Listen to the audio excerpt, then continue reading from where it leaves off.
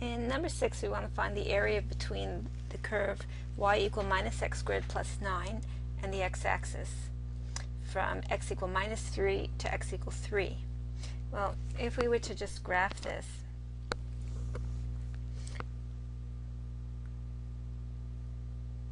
minus x squared plus 9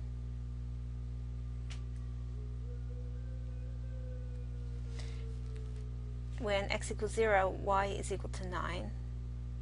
So it goes through the point 0, 9 on the y-axis, and when y is equal to 0, if we have a 0 here, we can bring the x squared over. X squared equals 9, which means x equals plus or minus 3.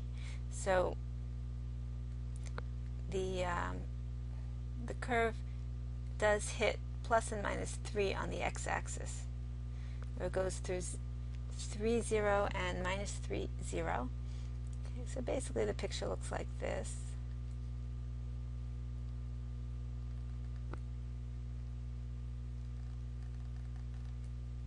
Okay. And this is the area that we are going to calculate right here. Alright, and that's given by the integral from minus 3 to 3 of minus x squared plus 9 dx. That's the area under the curve between minus 3 and 3. So this is a definite integral. Okay, that's equal to minus x cubed over 3 plus 9x. And we're evaluating between minus 3 and 3. So first we'll substitute in 3. We have minus 27 over 3 plus 9 times 3, that's plus 27. And subtract and substitute in minus 3. So we have minus 3 cubed, that's minus 27 over 3. And then we have 9 times minus 3, so that's minus 27.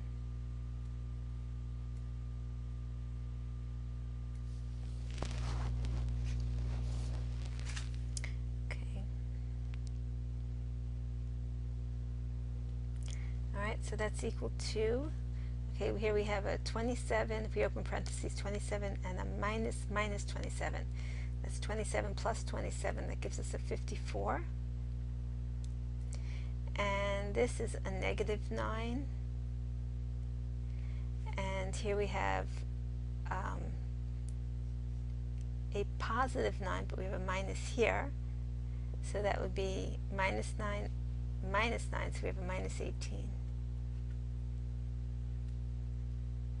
So we have 54, subtract 18, and that's 36. So 36 is the area, this area, shaded area over here, the area underneath the curve.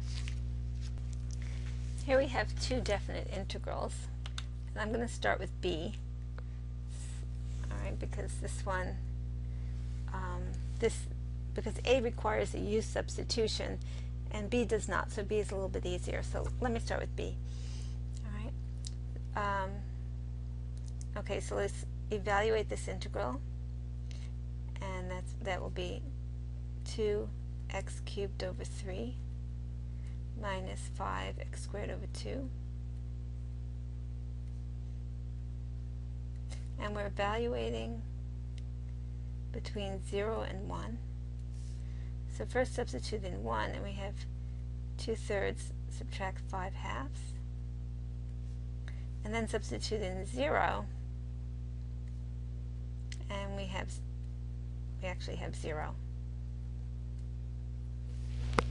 So we only have to calculate 2/3 minus 5/2, and that's equal to 4/6 minus 15 over 6, multiplying top and bottom by 3 there. Alright, and so that's minus 11 over 6. Alright, now let's look at the first integral, a. Okay. Let me recopy it. integral from 0 to pi over 2 sine 2x dx. Because of this inner function, we could do a u substitution here. Okay.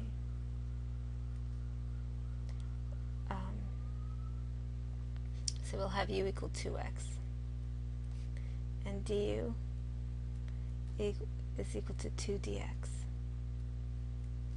Okay. So solving for what we have, we only have dx. Dx is 1/2 du.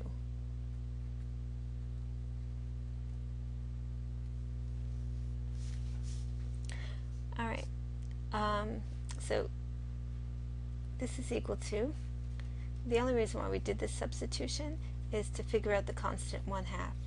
So there's a constant 1/2 that comes out. So this is equal to 1/2 sine u du. All right, so the dx was replaced with 1/2 du. And let's see, what about the limits of integration? What about the endpoints that we substitute in? Well, these are x values, so we have to get the corresponding y values. So that's what we're going to do here. First, let's say when x equals 0, just substitute in 0 over here. And we have when x equals 0, u is equal to 0. So that means we have a 0 here. Now let's substitute in pi over 2. When x equals pi over 2,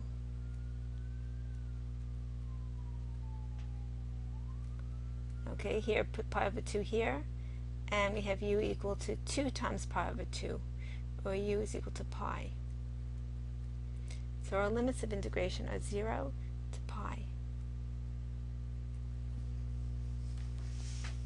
Okay, let's evaluate this, or let's integrate now and evaluate. So what function has derivative equal to sine u? Well, the derivative of cosine is minus sine, so this will be the derivative of minus cosine is sine. So this is equal to, well, we have that 1/2, and then we have minus, I'll put it out here, cos u. And now we're evaluating between 0 and pi.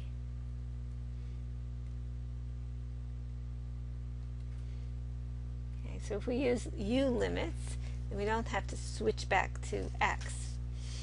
Okay, let's just use these limits. So first we substitute in pi, so we have minus 1/2 cosine pi, and then we have minus and minus 1/2 cosine 0.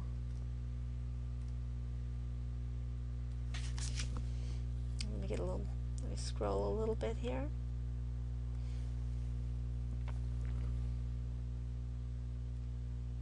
Well, cosine of pi is minus 1, and cosine of 0 is 1, so here we have plus 1/2 times 1. Alright, so that comes to 1/2 plus 1/2, which is equal to 1.